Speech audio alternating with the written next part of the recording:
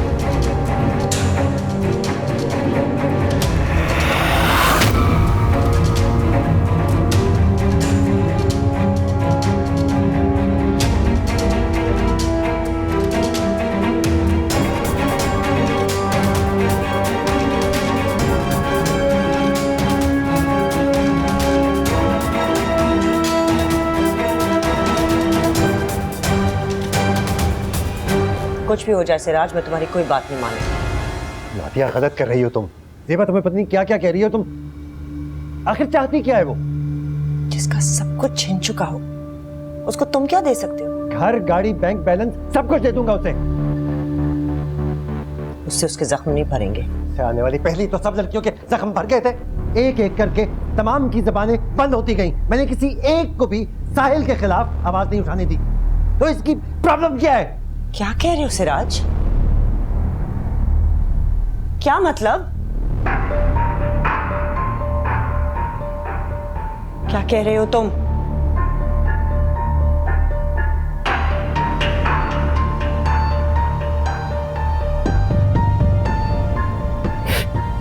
सिराज, हाँ नादिया, वो इल्जाम जो तुम मुझ पे लगाती रही वो मैंने साहिल ही था।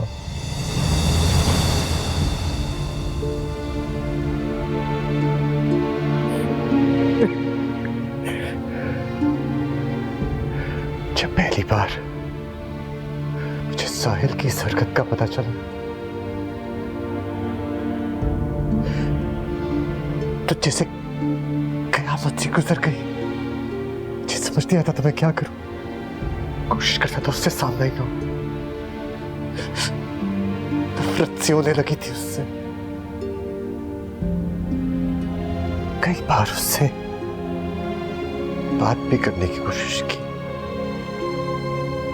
उसकी सहनी हालत देखकर नादिया हिम्मत टूट जाती।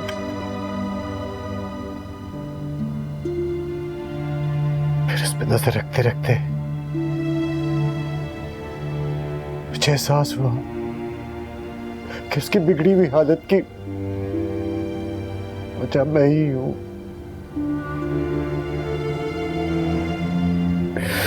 मुझे अपने आप से नफरत होने लगी। ठीक कहती थी तुम,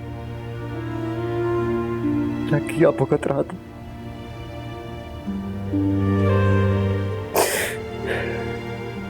फिर उसे संभालने के लिए,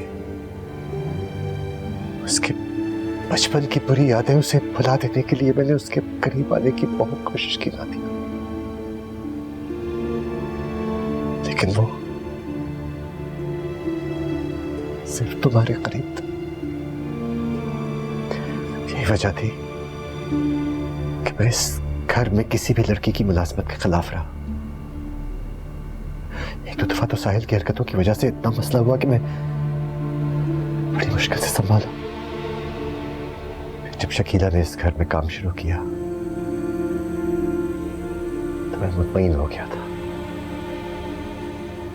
मुझे लगता था मैं साहिल को ठीक कर दूंगा।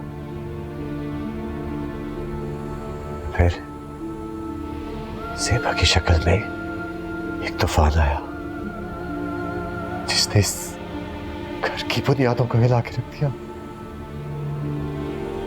मेरी समझ में नहीं आता इसका कफारा कैसे अदा कर। कफारा नहीं सिराज, अब सिर्फ सजा ही साहिल का मुकद्दर है। मेरा लाडला इकलौता बेटा है वो, उसकी अभी भी ज़हनी हालत। वो बच्चा नहीं है, वो बिल्कुल नॉर्मल है, वो बिल्कुल ठीक है। नादिया नहीं, नादिया नहीं, मैं ये नहीं मान सकता, किसी सूरत नहीं मान सकता। वो ये हरकतें सिर्फ अपनी ज़हनी हालत की वजह से करता है, लेकिन वो ठीक हो जाएगा। नादिया बस तुम थोड़ा सा मेरा। खुदा के लिए सिराज, तुम मान क्यों नहीं रहे मेरी बात? वो बिल्कुल ठीक है, वो नॉर्मल है। धोखा दे रहा है तुम्हें, मुझे, हम सबको। अपनी आंखें खोलो Siraj.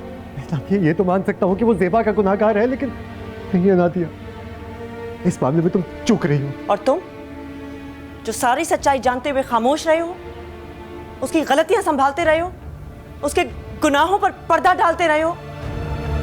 Siraj, for God sake मान जाओ कि वो बिल्कुल नॉर्मल है, और पहले उसकी मदद नहीं कर सके तो कम से कम अब तो मेरा साथ दो। माना कि वो हमारा खून है, लेकिन अब वो भेड़िया बन चुका है। प्लीज ऐसी बातें मत करो, खुदा का वास्ता ऐसी बातें मत करो नादिया। चुनगारे राख के पीछे दब गए, हवा मत दो, सब चल जाएगा नादिया। मैं जलने के लिए तैयार हूं, किसी भी हद तक जाने के लिए तैयार हूं।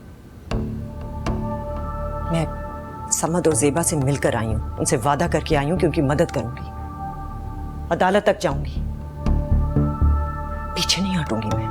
पागल हो गया नादिया, नादिया।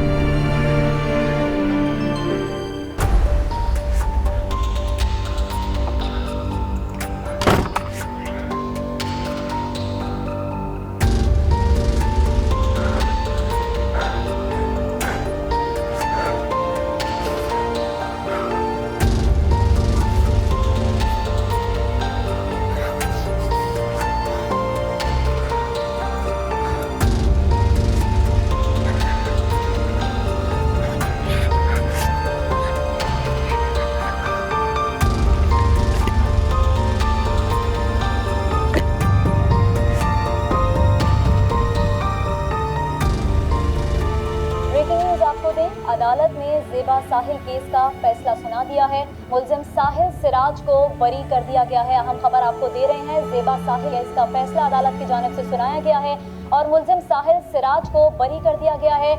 ज़ेबा की जानिब से ये दावा किया गया था कि साहिल एक दरिंदा सिर्फ इंसान है। बताया ना, गाड़ी से टक्कर हो गई थी, मुझे लगा फ्रैक्चर ना हो गया, इसलिए डॉक्टर को दिखाने आया था। मैं ठीक हूँ, परेशान ना हो प्लीज। क्या जरूरत थी उसके पीछे जाने की?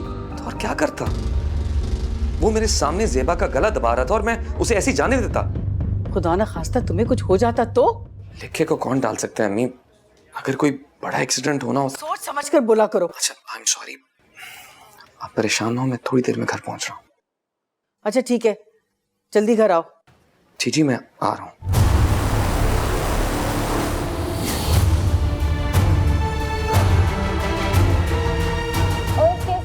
आपको फिर से अपडेट करें कि साहिल सिराज को अदालत ने बरी कर दिया है। ज़ेबा साहिल केस में मुलजिम को शक का फायदा देकर बरी किया गया है। अदालत का कहना है कि ज़ेबा अदालत में किसी भी किस्म का सबूत पेश करने में नाकाम रही है, इसीलिए अदालत ने मुलजिम साहिल सिराज को बाइज्जत बरी कर दिया है।